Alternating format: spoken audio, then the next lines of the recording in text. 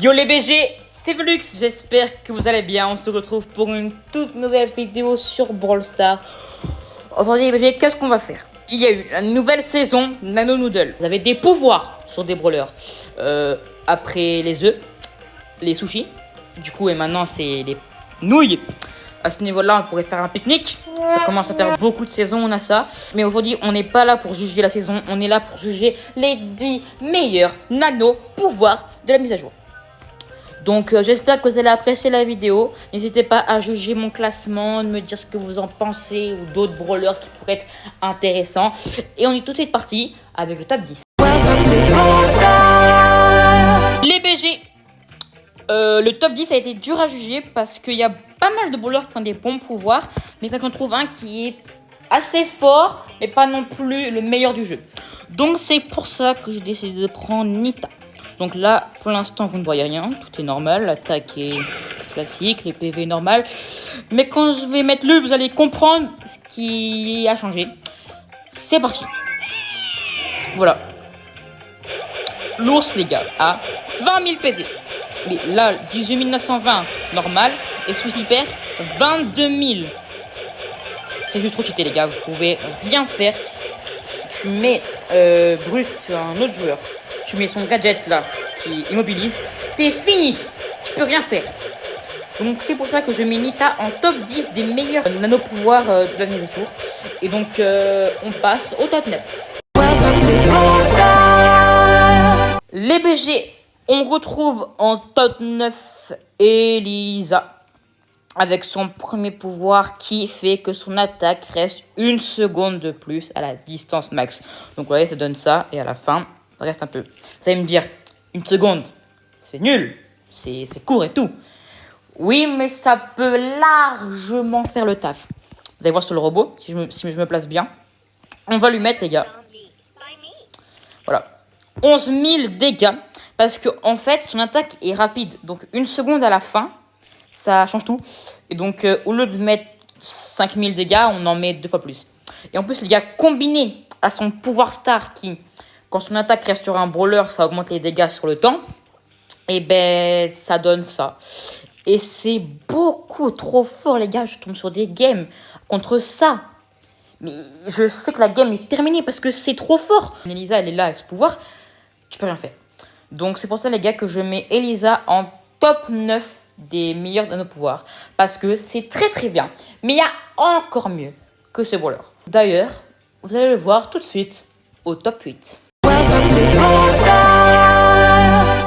En top 8, on retrouve notre bon vieux Franck. Bon, je pense que vous avez tout de suite compris c'était quoi le problème. 20 000 PV. Mais tranquille, mais ça va, mais non mais 20 000. Après, je suis un peu un tricheur. Parce que Franck comme ça, c'est fort. Parce que dans les PV, quand même, pour le tuer, c'est long. Mais il est dans le top 8 si il a avec lui un autre brawler, quitte à un pouvoir où il reste attaché au brawler allié à l'infini. Vous avez compris ce que je voulais dire. Et en plus, quitte soigne. Donc, le Franck est immortel. Donc, top 8, on va mettre Franck et Kit ensemble. C'est pas qu'un seul brawler, c'est un peu de la triche, mais pour une exception, ça devrait le faire. Mais le prochain brawler, lui, peut bien se débrouiller tout seul. Et on se retrouve avec le top 7 qui n'est rien d'autre que Squeak. Un brawler que je déteste jouer, que je trouve assez mid. Mais grâce au pouvoir, peut-être que je vais pouvoir le jouer un peu plus. Donc son pouvoir c'est sur le super. Comment vous dire que c'est x2. Voilà, c'est tout simplement ça. 24 000, en sachant que les premières sont plus grosses, aussi grosses que l'attaque. Du coup c'est cheaté. En sachant que aussi à la fin ça ralentit. Ça commence à faire beaucoup. 12 000 dégâts en plus. Plus grande portée, ralenti, il s'agirait de doser. Mais vous allez me dire, attends, encore plus cheaté. Oui, vous n'êtes absolument pas prêt pour ce qu'il y a après. Là, on est dans ceux qui étaient fort, vraiment. Là, on est dans ceux qui sont cheatés. Vraiment pour les nerfs, parce que là, il y a un problème. Vous allez tout de suite comprendre. avec le top 6. Donc, pour ce premier brawler que je trouve vraiment cheaté, on a Colt. Donc, le brawler, vous voyez, c'est... Bon, je vais me taire parce que vous avez compris, quoi. C'est devenu Ricochet. Donc, voilà. Mais je sais pas pourquoi l'idée leur est venue. Elle est très bonne, hein. L'idée est incroyable. Hein. Mais c'est trop fort. C'est cheaté. C'est d'un sniper, ça passe un dégât brut. Enfin, tu... Regardez. Mais c'est trop... En plus, ça fait plus de dégâts que Ricochet, donc... Tu peux atteindre des brawlers que normalement tu pouvais pas atteindre, donc c'était chiant, mais regardez là. C'est incroyable. Celui qui, les Supercell, a eu cette idée, et donnez-lui une promotion. Ce mec est trop intelligent. Là, c'est pas un pouvoir que tu peux nerf, en fait, tu peux pas le nerf, tu peux rien faire, quoi. Donc, en fait, ils auraient dû remplacer par un autre pouvoir, parce qu'en fait, c'est trop fort. Donc, on passe au top 5. C'est parti. Au top 5, nous avons évidemment Billy. Quand j'ai vu son pouvoir, j'ai dit la saison va être longue. Elle va être très longue. Donc son pouvoir n'est pas sur son attaque, pas sur ses PV. Donc vous avez bien compris, c'est son ultime. Qu'est-ce que ça fait? Ben 3 bulles. Tout simplement, c'est 3 bulles.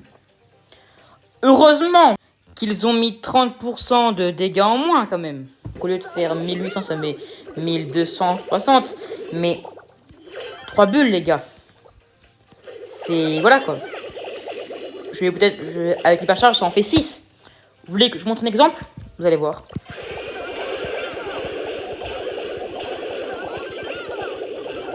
Voilà. Donc, je pense que là, en termes de cheaté, on y est bien, quoi. Et encore, c'est même pas la meilleure. On passe au top 4. BG, on est parti pour la dernière place avant le top 3. Avec ce bon vieux Glowy que je ne joue jamais. Mais les gars, je pense que là, si j'ai le pouvoir, je vais le jouer. Donc pour tous les joueurs Glowy, vous en avez marre que les lanceurs vous harcèlent à travers les murs parce que vous ne pouvez pas. Eh ben, bonne nouvelle, c'est fini. Car à partir de maintenant, le lien passe à travers les murs. Voilà. C'est tout, mais c'est quand même super fort. Donc les petits lanceurs qui faisaient les malins derrière là, eh ben c'est fini. Vous ne pouvez plus rien faire contre Glowy. Le brawler, je pense, va faire un petit coup dans la méta. Ça ne ferait pas de mal parce que ça fait longtemps que personne ne le joue. Mais donc voilà. À travers les murs. C'est vraiment incroyable. On passe maintenant au podium avec le top 3. Enfin, dans le podium, les GBG, on retrouve ce bon vieux Hank qui, à chaque fois, à Godzilla, au sushi, et maintenant, eh ben, est dans mon top 10 des meilleurs pouvoirs. Vous allez me dire, qu'est-ce qu'ils ont bien pu faire? La saison des œufs, ils envoyaient des torpilles quand ils subissaient des dégâts.